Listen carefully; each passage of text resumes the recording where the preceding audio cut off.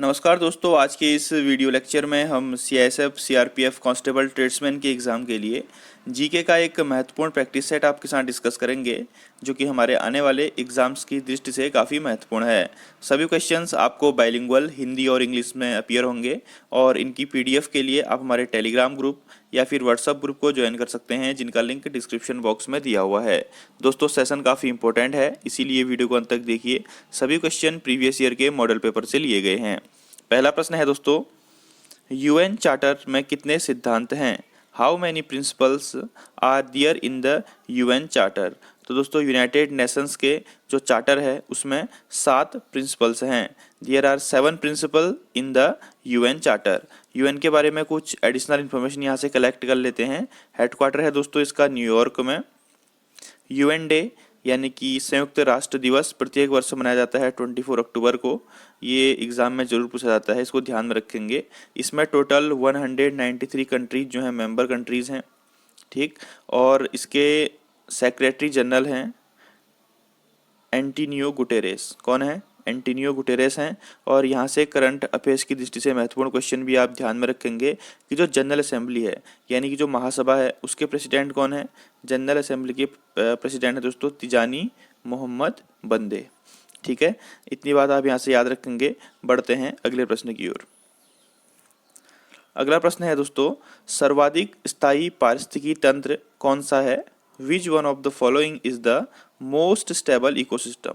तो दोस्तों, जो ओशन का इकोसिस्टम होता है यानी कि महासागर का जो इकोसिस्टम होता है वह मोस्ट स्टेबल इकोसिस्टम होता है। क्यों? क्योंकि ओशन का जो स्ट्रक्चर होता है और फंक्शन होता है वो लॉन्ग टाइम तक कांस्टेंट रहते हैं, और जो इसकी सैलिनिटी होती है यानी कि लवणता होती है वो भी क्या रहती है? स्टेबल रहती है, कांस्टेंट रहती है। तो इसीलिए मोस्ट स्टेबल पारिस्थितिकी तंत्र कौन सा हो गया? महासागर या फिर ओशन, ऑप्शन नंबर सी। तो इस क्वेश्चन को ध्यान में रखेंगे, अच्छा क्वेश्चन है। अगला प्रश्न है दोस्तों, संविधान के किस अनुच्छेद के अंतर्गत भारत के राष्ट्रपति को अध्यादेश जारी करने की शक्ति प्रदत्त है? Which article of the constitution grant the president to promulgate ordinance? तो दोस्तों, आर्टिकल 123, आर्टिकल नंबर 123 के तहत जो राष्ट्रपति हैं वह अध्यादेश जारी कर सकते हैं या ऑर्डिनेंस को पास कर सकते हैं। इसको ध्यान में रखेंगे। इसका राइट आंसर हो जाएगा option number B, article number 123। पृथ्वी की सबसे लंबी पर्वतमाला कौन सी है? Longest mountain range on earth? तो दोस्तों, कौन सी है सबसे लॉन्गेस्ट माउंटेन रेंज?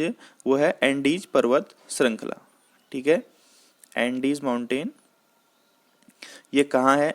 एंडीज पर्वत श्रृंखला है दोस्तों साउथ अमेरिका में, और टोटल 7000 किलोमीटर का इसका डिस्टेंस है। ये डिस्टेंस कवर करती है 7000 किलोमीटर, और साउथ अमेरिका के 7 देशों से होकर गुजरती है।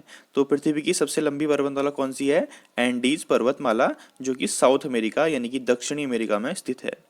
Option number A is right answer. अगला प्रश्न है, कौन सा जलडमरूमध्य ऑस्ट्रेलिया और तस्मानिया को अलग करता है? Which strait separate Tasmania from the Australian mainland? इसको बहुत ध्यान में रखेंगे, अच्छा क्वेश्चन है। तो कौन सा जलडमरूमध्य ऑस्ट्रेलिया और तस्मानिया को अलग करता है? तो दोस्तों, बास स्ट्रेट। ठीक है, बास जलडमरूमध्य जो है, बास स्ट्रेट और बास जलडमरूमध्य ऑस्ट्रेलिया को तस्मानिया से अलग करता है। तो इसका राइट आंसर क्या हो जाएगा? ऑप्शन नंबर ए, बास स्ट्रेट। अंडे से नया नया निकला टेडपोल किसके माध्यम से श्वास लेता है? तो दोस्तों, जो मेढक की प्री स्टेज होती है उसको टेडपोल कहा जाता है। जब टेडपोल एग से निकलता है तो दोस्तों वह एक्सटर्नल गिल्स यानी कि बाहरी गलफड़ों से सांस लेता है। किससे लेता है? External gills.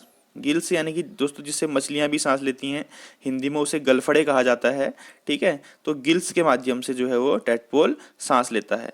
Option number B. Bharat चीन पंचशील संधि पर कब हस्ताक्षर किए गए? तो Panchsheel pact signed between India and China. दोस्तों, 29 अप्रैल 1954 को पंचशील संधि पर हस्ताक्षर किए गए इंडिया और चाइना के बीच में। इसमें कि 5 जो टॉपिक थे या 5 पॉइंट थे जो कि एक दूसरे की बॉर्डर की सॉवेरेंटी को बनाए रखने के लिए हस्ताक्षर किए गए थे। तो इसका आंसर क्या हो जाएगा?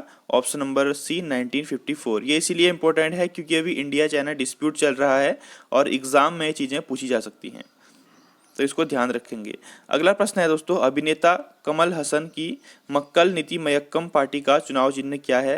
तो ये क्वेश्चन प्रीवियस ईयर में पूछा गया था, जिस साल कमल हसन ने पार्टी बनाई थी, 2017 का पेपर है। तो दोस्तों उनका जो चुनाव चिन्ह है टॉर्च है, ठीक है। Option number B. अभिनेता हैं, साउथ के सुपरस्टार हैं, उनकी पार्टी का नाम याद रखेंगे मक्कल निधि मयक्कम। अभी एक रजनीकांत ने भी नई पार्टी बनाई है, उसका नाम आप मुझे कमेंट बॉक्स में लिख के बताएंगे।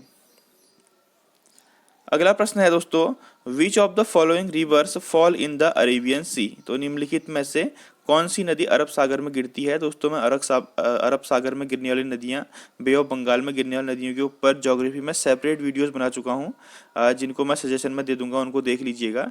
तो इसमें कौन सी नदी है दोस्तों जो अरब सागर में गिरती है? तो रिवर ताप्ती जो है वो अरब सागर में गिरती है। अब अन्य कौन सी नदियां हैं जो और अरब सागर में गिरती हैं, मैं आपको बता देता हूँ। जैसे कि नर्मदा है, ठीक है, माही है, साबरमती है और इंडस रिवर है। ये सभी नदियां जो हैं, और ताप्ती, ये सभी नदियां जो हैं ये अरेबियन सी में गिरती हैं। इनको ध्यान में रखेंगे, अगर कभी एग्जाम में आई है तो आपको आसानी हो जाएगी। अगला प्रश्न है, द्रव चालित मशीनें किस सिद्धांत पर काम करती हैं? तो द्रव चालित मशीनें जो होती हैं दोस्तों वो पास्कल के सिद्धांत पर काम करती हैं। Option number C, Pascal's law. अब पास्कल का सिद्धांत क्या होता है कि अगर किसी क्लोज्ड सिस्टम में, किसी बंद सिस्टम में कोई लिक्विड है, ठीक है, और उसमें प्रेशर अप्लाई किया जाता है, यानी कि दबाव लगाया जाता है, प्रेशर अप्लाई किया जाता है, तो प्रेशर जो है वो सभी डायरेक्शन में जो है दोस्तों इक्वली डिस्ट्रीब्यूट हो जाता है, ठीक है।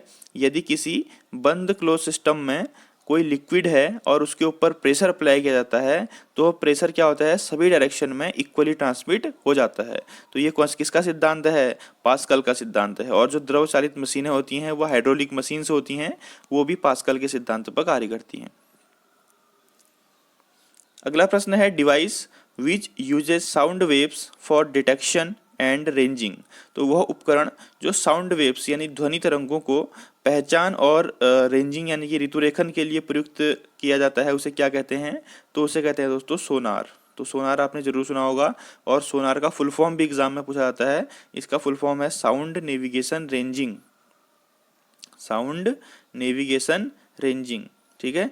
तो सोनार का उपयोग दोस्तों हम जो समुद्र में हमारे शिप चलते हैं और अन्य चीज़ें होती हैं उसमें करते हैं, ठीक है। तो इसका आंसर क्या हो जाएगा? ऑप्शन नंबर बी, सोनार।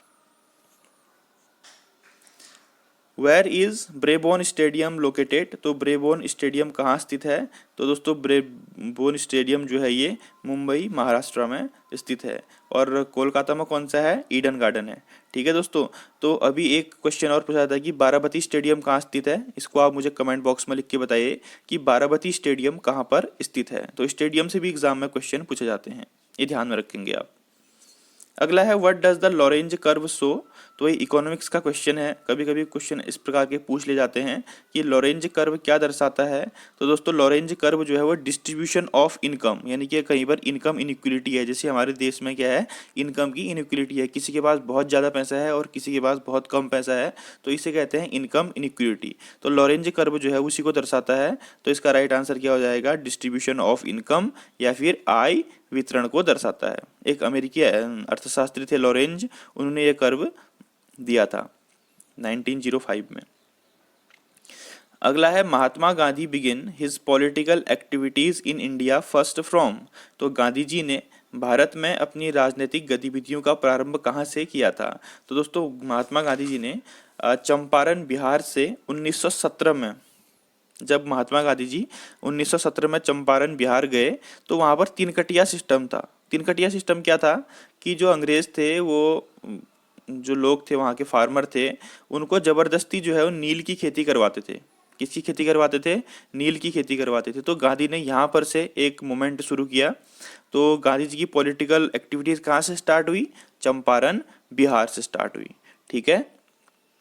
अच्छा क्वेश्चन है, ध्यान में रखेंगे इसको। अगला प्रश्न भी गांधी जी से संबंधित है। The only all India Congress committee या AICCM जिसको बोलते हैं, सेशन प्रिसाइडेड वॉज हेल्ड। तो गांधी जी की अध्यक्षता में एकमात्र एआईसीसी अधिवेशन कहाँ आयोजित किया गया था? दोस्तों ऑल इंडिया कांग्रेस कमेटी का सिर्फ एक अधिवेशन जो है उसको उसके अध्यक्ष गांधी जी थे। उसके बाद वो कभी भी राजनीतिक उसमें नहीं आए। वो हुआ था बेलगाम में 1924 में। ठीक है, 1924 के बेलगाम सेशन के अध्यक्ष कौन थे? महात्मा गांधी थे। तो दोस्तों ये थे हमारे आज के प्रश्न। अगर आपको वीडियो अच्छी लगती है तो प्लीज़ हमारे चैनल को सब्सक्राइब कर दीजिए, नोटिफिकेशन बेल आइकन को दबा दीजिए और वीडियो को अधिक से अधिक लाइक कर दीजिए। आपका लाइक हमें मोटिवेशन देता है। इसी प्रकार से हम और वीडियोज़ लाते रहेंगे। Thank you, have a nice day.